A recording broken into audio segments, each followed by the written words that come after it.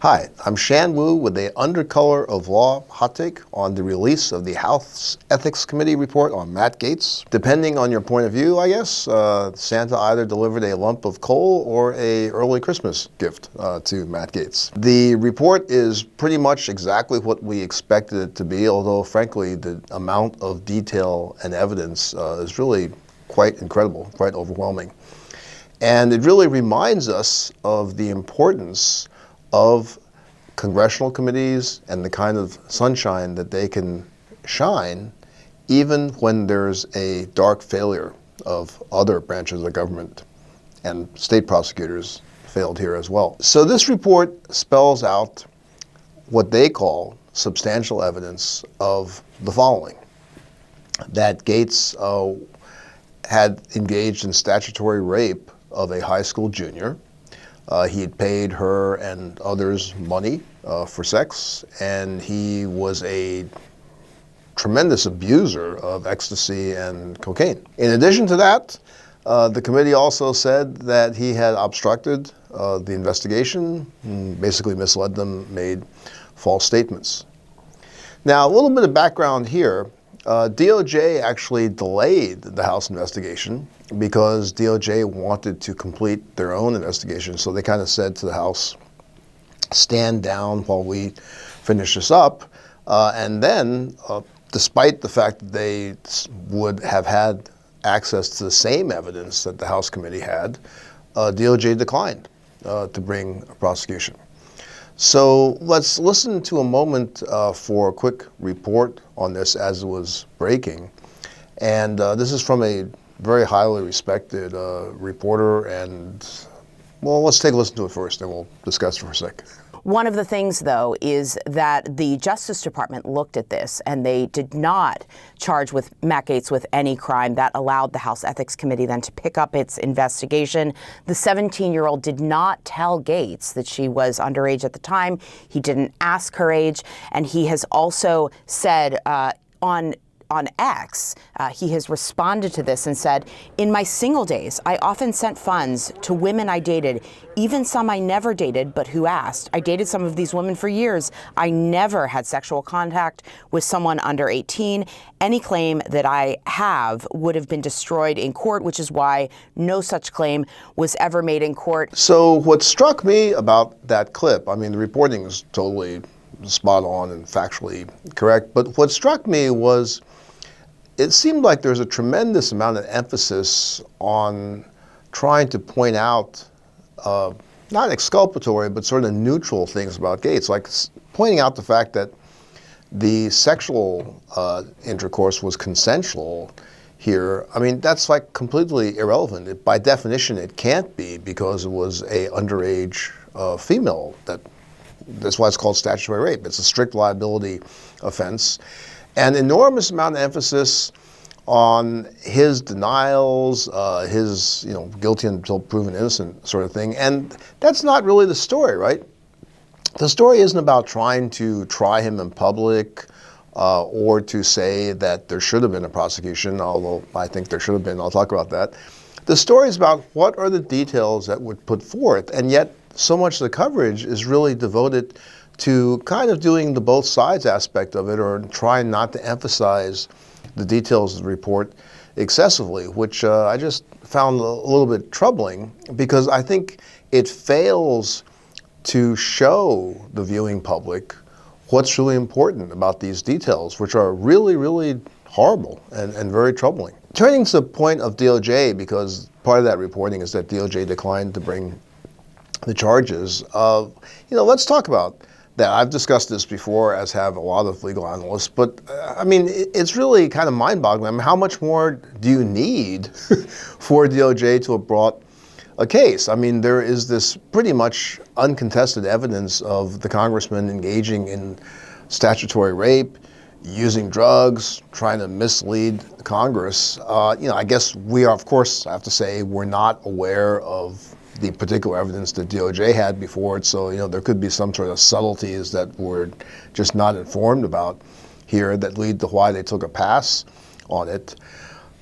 But it's very hard to understand that. And frankly, it's one of those things where you sort of wish you had a special counsel report so you get a fuller explanation of what was going on. As a former sex crimes prosecutor, I can tell you something that would be really inexcusable is if the reason for not bringing it was the idea that, oh, these women, including the underage minor, had too much baggage as witnesses. They were doing drugs, they got paid for it. That's completely inexcusable if that's the reason. Now, maybe there's some questions about could they make the federal charge with regard to the trafficking because they can't bring the state charges necessarily.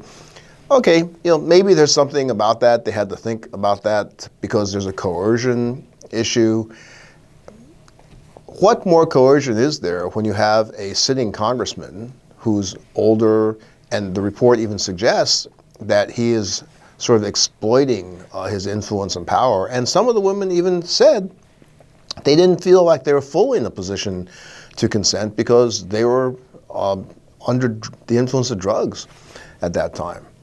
So that's something very disturbing. And then, of course, at the state level, I mean, would have been a no-brainer on the statutory rape charge, and now it's probably too late. I think that their statute of limitations has probably already run at this point. Now, the kind of MAGA position and Gaetz' position that this is really wrong for the committee to release this, there's no precedent to do this because he's already left Congress. He obviously got out of Congress quickly in the hopes of heading off the release of this. He even tried to file a last-minute lawsuit to block this. So that's wrong. There is precedent for this. It's been done in the past, even if a member left. And watch for the Gaetz lawsuits to really, die kind of a quiet death here after today.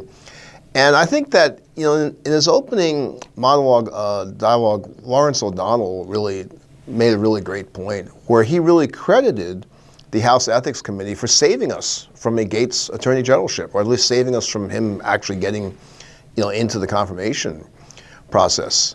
And, what I'm really struck by that is when I was at DOJ, we got referrals all the time. This is not a referral, by the way. They didn't make the criminal referral. But really, DOJ led the way, not Congress. Sometimes Congress was doing investigations, they were holding hearings, etc., and they might even make a specific referral. And honestly, DOJ took that with a little bit of grain of salt because we were more confident that we had the integrity just looking at the facts, looking to see if there are potential crimes, rather than Congress that may have had other agendas going on. But more recently, it seems that it's really Congress leading the way for DOJ, including the January 6th committee and now the House Ethics Committee. And that seems like it's a little bit backwards. I mean, it might swing back and forth on occasion, but there seems to be such a trend now that you're looking to these congressional investigations to bring forth actionable facts that the Justice Department doesn't seem to have done. My former co-prosecutor from DOJ, Glenn Ivey, now a congressman himself, on News Nation here, and let's just take a quick listen to what he had to say so I can follow up on that. And the other part is I really do think the public has a right to know, especially when the allegations are of this magnitude and this nature. It's important for them to have a sense of it. And, sunshine's the best disinfectant. So, of course, you can probably guess, I really love his reference to sunshine. And that really is the value that they've done. And they're showing incoming members of Congress, and they're showing the current ones that this is a line, many lines that can't be crossed, and that there will be at least public accountability. Now, there's still time for Attorney General Garland to read this report and for DOJ to absorb it.